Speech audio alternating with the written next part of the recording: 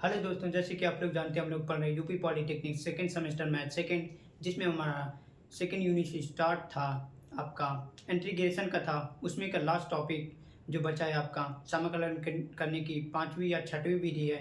और आज देखते हैं हम लोग उसी से रिलेटेड एक निश्चित समाकलन क्या होते हैं और उसे हम लोग कैसे हल करते हैं। बेसिकली जो निश्चित समाकलन होती है ये भी समाकलन का एक पार्ट ही है, केवल इसमें जो लिमिट लगी होती है उस लिमिट का मान रखना होता है। और निश्चित समाकलन उसे कहते हैं जो अनिश्चित अभी तक जो समाकलन थे उसमें हम लोग बाद में समाकलन करने के बाद कांस्टेंट लगाते थे, लेकिन इसमें इनका मान निश्चित होता है तो इसमें कोई कांस्टेंट नहीं लगाएंगे। जैसे कि आपको एक एग्जांपल के द्वारा हम समझाएंगे। तो आइए देखते हैं सबसे पहले निश्चित समाकलन होता क्या है और इसे कैसे सॉल्व करते हैं। तो आइए देखते हैं। जैसे आप लोग देख सकते हैं बोर्ड में लिखा हुआ है, यदि एफ एक्स किसी बंद अंतराल ए और बी में परिभाषित सतत फलन हो तो ये ए से B F X into D X को एक्स बराबर ए से और एक्स बराबर बी से सीमा के बीच के निश्चित समाकलन कहते हैं।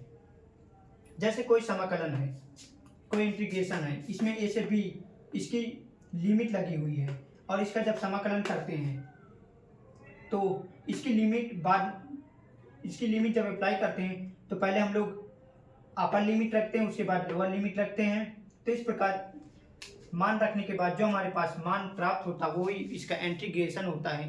तो आइए देखते हैं इसका इंटीग्रेशन कैसे करते हैं। जैसे हमारे पास ये कोई इंटीग्रेशन है तो इसमें लिमिट लगी हुई है ए से बी और F X into D x. तो इसका जब हम लोग समाकलन करेंगे तो पहले एफ एक्स का समाकलन कर लेंगे, उसके बाद ये बड़ा वाला ब्रैकेट लगाते हैं और उसके बाद उसमें लिमिट लगा देते हैं। जब हम लिमिट आप लोग अप्लाई करते हैं तो पहले अपर लिमिट, ये ऊपर वाला हमारा होता है अपर लिमिट,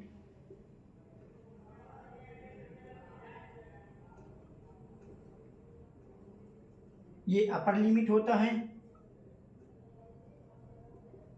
और ये नीचे वाला जो हमारे पास दिया होता है ये लोअर लिमिट दिया होता है, लोअर लिमिट। तो जब हम लोग समाकलन करने के बाद आगे करते हैं, इस प्रकार लिख लेते हैं। तो सबसे पहले हम लोग अपर लिमिट रखते हैं, उसके बाद लोअर लिमिट रखते हैं। जैसे आगे देख सकते हैं, पहले हम लोग अपर लिमिट रखें, यही फंक्शन में जो समाकलन आया था, उसके बाद माइनस का चिन्ह लगाएंगे और उसके बाद हम लोग लोअर लिमिट रखेंगे। तो आइए देखते हैं सवालों को कैसे करने। इसमें बेसिकली सवाल जो आपको सारी विधि पढ़ चुके हैं उसी प्रकार करते हैं और सिर्फ लास्ट में इतना थोड़ा सा करना पड़ता है। जो ये लिमिट दी होती है ए टू बी, सॉरी ए से बी, इसे हम लोग रखकर उसका मान निकाल देते हैं। तो और साथ में इसमें हम लोग कांस्टेंट सी जो लगाया करते थे, कोई भी जैसे फलन दिया होता है उसका समाकलन करने के बाद प्लस सी लगा देते हैं। इसमें हम लोग निश्चित समाकलन में नहीं लगाएंगे क्योंकि इसका मान ऑलरेडी निश्चित होता है। ए से बी जैसे दिया होगा, कोई भी नंबर जैसे दिया होगा 2 से 4, 2 से 6। तो आइए जैसे एक एग्जांपल के द्वारा समझते हैं इन सवालों को कैसे करते हैं। जैसे हमारे पास ये एक एग्जांपल दिया हुआ है, इसे हम लोग सॉल्व करेंगे। तो हम लोग लिख लेंगे इंटीग्रेशन ए से B 1/x into D x है। तो आप लोग जानते हैं 1/x का हमारे पास समाकलन जो होता है वो होता है log x। तो log x, इतना करने के बाद ये जो लिमिट होती है वैसे लिमिट लगा देंगे बी ए, और उसके बाद ये लिमिट जब अप्लाई करेंगे तो आपको हमने बताया पहले अपर लिमिट रखते हैं, उसके बाद लोअर लिमिट रखते हैं। x के स्थान पे रखा जाता है, ये जो x होता है इसके स्थान पर पहले अपर लिमिट रखेंगे। तो अपर लिमिट हमारे पास b है तो log b, उसके बाद लोअर लिमिट हमारे पास है a, तो x के स्थान पर अब लोअर लिमिट रखेंगे a। इस प्रकार हम लोग सारे इंटीग्रेशन कर लेते हैं और आप लोग इसमें देख सकते हैं बेसिकली कुछ नहीं है, जैसे कि आपको पहले ऑलरेडी पढ़ चुके हैं। उसका समाकलन करने के बाद सिर्फ हम लोगों को लिमिट ही अप्लाई करना पड़ता है। तो आप लोगों को अच्छे से समझ में आ गया होगा, आप लोग इसे नोट कर लीजिए। इसके आगे कुछ और एक दो एग्जांपल देखते हैं, लिमिट कैसे अप्लाई करके हम लोग समाकलन करते हैं। तो आप लोग इसे नोट कर लीजिए और ये एक हिसाब से फार्मूला है, तो आप लोग इसे अच्छे समझ लेना कैसे करते हैं, कैसे वो करते हैं। तो आप लोग इसे नोट कर लीजिए और ये फार्मूले के हिसाब से आप लोग इसे लर्न भी कर सकते हैं या तो आप समझ ही सकते हैं। तो आप लोग इसे नोट कर लीजिए।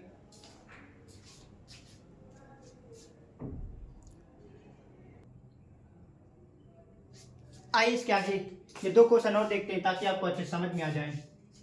जैसे पहला क्वेश्चन है, इसका इंटीग्रेशन करना है। इसमें लिमिट दी हुई है 0 से π/4।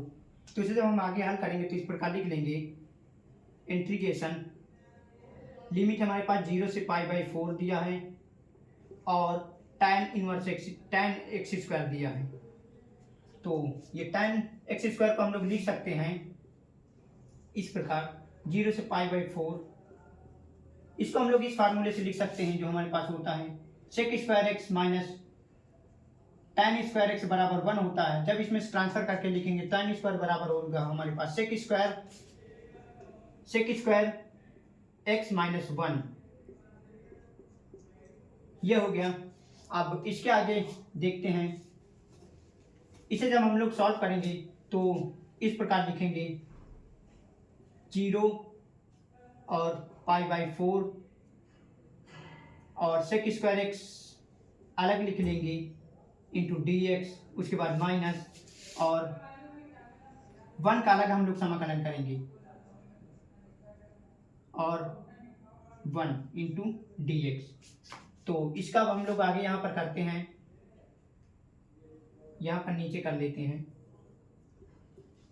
sec स्क्वायर एक्स का समाकलन क्या होगा tan x, उसके बाद लिमिट क्या दी हुई है 0 से π/4, उसके बाद माइनस आगे क्या है x और उसके बाद इसमें भी लिमिट दी हुई है π/4 से 0 से π/4। तो हम लोग अब लिमिट अप्लाई करते हैं। सबसे पहले हम लोग अपर लिमिट रखेंगे। अपर लिमिट हमारे पास क्या है tan π/4। उसके बाद लोअर लिमिट हमारे पास कितना है 0, उसके बाद माइनस है। इसमें भी अपर लिमिट क्या है x के स्थान पर रखेंगे π/4 और लोअर लिमिट हमारे पास कितना 0। तो इस प्रकार इसे जब हम आगे सॉल्व करेंगे tan π/4 माइनस tan 0 और इधर tan π/4 और इसमें प्लस नहीं लगाते क्योंकि इसका लिमिट लगी होती है तो इसका मान निश्चित होता है, तो इसमें हम लोग प्लस नहीं यूज करते। आप लोग इस सवाल को नोट कर लीजिए। उसके आगे फिर हम लोग ये क्वेश्चन देखते हैं, इसे भी कुछ कंसेप्ट है, इसे भी आपको बताते हैं, तो आप लोग इसे नोट कर लीजिए।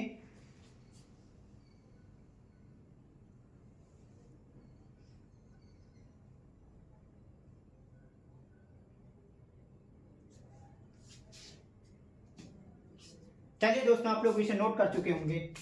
आगे क्वेश्चन देखते हैं।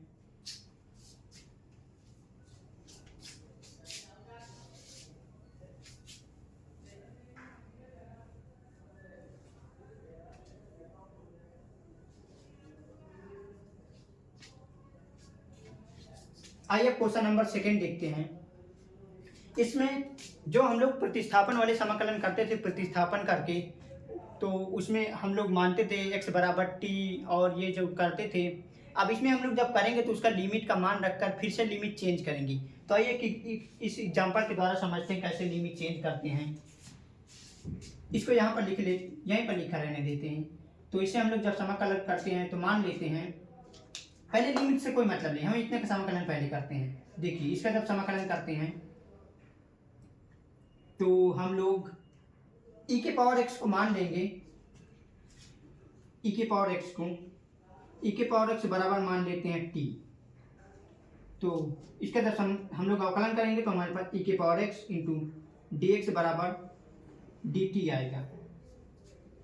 इतना करने के बाद अब हम लोग इसमें आगे करते हैं, जब जो ये लिमिट लगी होती है इस लिमिट को हम लोग इसमें अप्लाई करते हैं, इसमें रखते हैं और लिमिट चेंज कर लेते हैं।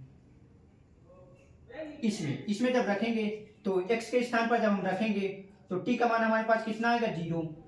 x के स्थान पर रखेंगे, x के स्थान पर अब हमें रखना है 0, तो t का मान हमारे पास कितना आएगा t। इस प्रकार हम लोग लिमिट चेंज कर लेंगे और उसके बाद जब हम लोग x बराबर रखेंगे, यहाँ पर लिख देते हैं x बराबर 0 रखने पर हमारे पास t का मान 0 आया और उसके बाद x बराबर 1 रखने पर जब x बराबर 1 इसमें रखेंगे तो हमारे पास t का मान हमारे पास जो निकल के आएगा वो आएगा e। तो t बराबर हमारे पास आएगा e। तो इस प्रकार जो प्रतिस्थापन वाले क्वेश्चन होते हैं उसमें हम लोग मान लेते हैं, मान निकालने के जैसे इस प्रकार मान लेंगे। यहाँ तक करने के बाद ये जो लिमिट होती है इस लिमिट को हम लोगों को चेंज करना होता है। जैसे इसमें लिमिट लगी हुई थी तो इस लिमिट को हमें चेंज करना पड़ेगा, जिसमें प्रतिस्थापन किया जाता है सिर्फ उसमें। और जो कि सिंपल वाले क्वेश्चन होते हैं जैसे अभी tan स्क्वायर एक्स को माना था तो इसमें हम लोग नहीं करते। अगर आपको प्रतिस्थापन करना है, मानना है, तब हम वहाँ पर इस लिमिट को चेंज करेंगे। तो आप लोग समझ चुके होंगे। आगे अब हम इसे सॉल्व करते हैं तो हमारे पास जो नई लिमिट निकल के आएगी वो इस प्रकार आएगी। इस प्रकार क्वेश्चन बन जाएगा हमारे पास। तो हमारे पास नई लिमिट है 1 से e के पावर 0, 1 से हमारे पास लिमिट है e, और जो हमने माना था e इंटू डी एक्स के स्थान पर लिखेंगे dt, और cos, और इसके स्थान पर लिखेंगे t, cos के स्थान पर cos e, ये जो e के पावर x है इसके स्थान पर t लिखेंगे, और जो हमारे ये और ये इंटू में लिखा हुआ उसके स्थान पर dt लिखेंगे, इंटू dt। बस हम लोग इसका समाकलन कर देते हैं और इसके बाद अप्लाई कर देते हैं लिमिट। तो इसका समाकलन होगा हमारे पास sin t। एक मिनट दोस्तों,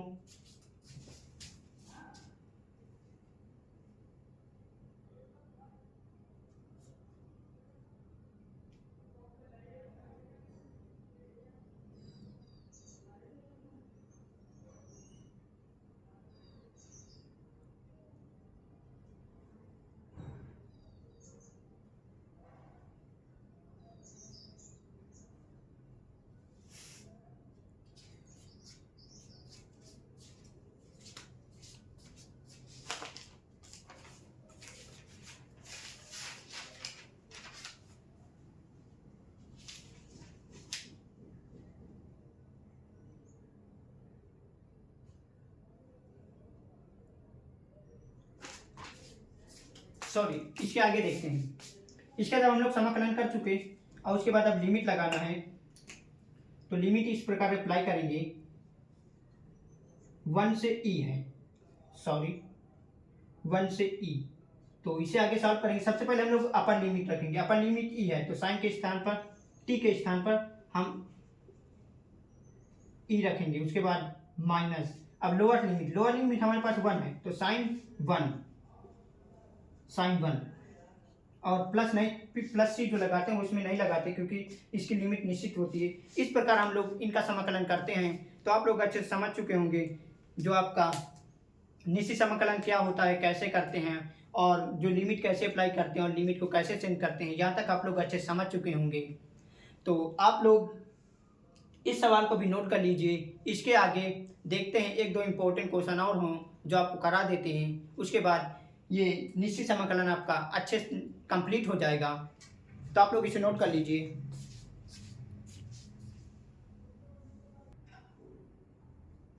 आइए दोस्तों, उसके बाद आपका ये प्रश्नवली 9.1 जो निश्चित समाकलन किया है इसमें कुछ इंपॉर्टेंट क्वेश्चन एक दो आपको बता देते हैं, और उसके बाद जो ये आपकी प्रश्नवली इसमें इजी सवाल जो आप तक अभी तक पढ़ते हुए चले आ रहे हैं उसी प्रकार के क्वेश्चन दिए हुए हैं। तो उम्मीद करते हैं आप लोग उसे कर लेना। अगर फिर भी आपको सवाल करने में कोई प्रॉब्लम हो तो कमेंट्स में करके बता देना, ताकि आगे क्लास में हम लोग आपको अच्छे से बता सकें। तो आइए देखते हैं, जैसे पहला सवाल आपका प्रश्नवली में दिया हुआ है, इसे हम लोग कैसे सॉल्व करेंगे। तो आइए देखते हैं। यह हमारे पास क्वेश्चन दिया हुआ है, इसे हम लोग लिख लेते हैं। इंटीग्रेशन लिमिट दी हुई है हमारे पास 0 से π/2, और रूट के अंदर दिया 1 minus cos 2x into D x. तो cos 2x का हम लोगों ने एक फार्मूला आपको बताए थे। cos 2x चाहे तो आप लोग नोट कर लीजिए। ये होता है 2 cos स्क्वायर x माइनस 1, और साइन के पदों में होता है 1 माइनस 2 साइन स्क्वायर x। तो हम लोग cos 2x को इस फॉर्मेट में लिखेंगे तो हमारे पास जो ये 1 है 1 आपस में कट जाएगा। तो आइए इसे देखते हैं, हम लोग इसे हल करते हैं। 0 से π/2 हमारी लिमिट है, और cos के स्थान पर हम लोग लिख लेते हैं जैसे इसको रखेंगे तो कट जाएगा आपस में। तो चलिए रखते हैं 1 माइनस और 2 cos square x minus 1 into D x. तो ये 1 इसको प्लस कर देगा तो ये वाला नहीं आएगा, ये साइन वाला अगर लगाते हैं तो साइन वाला देखते हैं।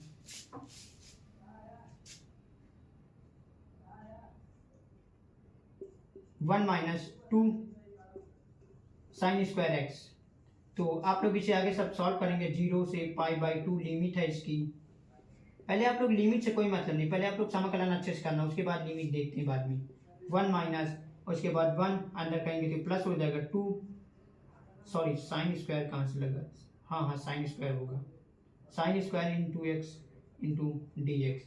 तो ये आपस में कट जाएंगे और हमारे पास बचेगा 0 से π/2 और हमारे पास यहाँ पर बचेगा 2 साइन स्क्वायर एक्स। तो इसमें से हम लोग √2 को जब बाहर कर लेंगे तो हमारे पास बचेगा,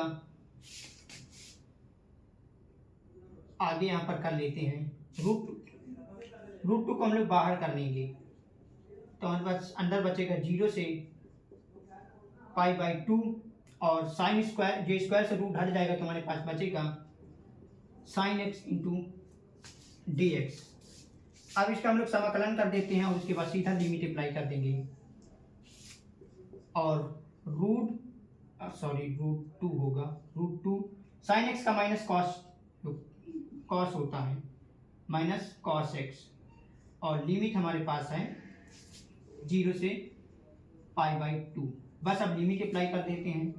√2 सबसे पहले हम लोग अपर लिमिट रखेंगे तो अपर लिमिट हमारे पास π/2 है, कॉस π/2 माइनस, उसके बाद लोअर लिमिट हमारे पास है 0 तो कॉस 0। इसे हम लोग आगे सॉल्व करेंगे। ये कॉस π/2, तो इसे आप लोग यहीं तक कर लीजिए या तो इसके आगे भी कर सकते हैं लिमिट अप्लाई करने के बाद। और इसमें प्लस ही नहीं लगाएंगे क्योंकि निश्चित समाकलन में जो लिमिट लगी होती है उसकी वजह से हम लोग लिमिट नहीं लगाते। तो इस प्रकार के क्वेश्चन आपके इसी प्रश्नवाली में दिए हुए हैं जो आपका निश्चित समाकलन था। तो उम्मीद करते हैं आपको ये मतलब क्लास अच्छी लगी होगी और कैसे करते हैं आपको अच्छे से बताया, और जो प्रतिस्थापन द्वारा करना होता है उसमें लिमिट को कैसे चेंज करते हैं उसे भी आपको अच्छे से समझ में आ गया होगा।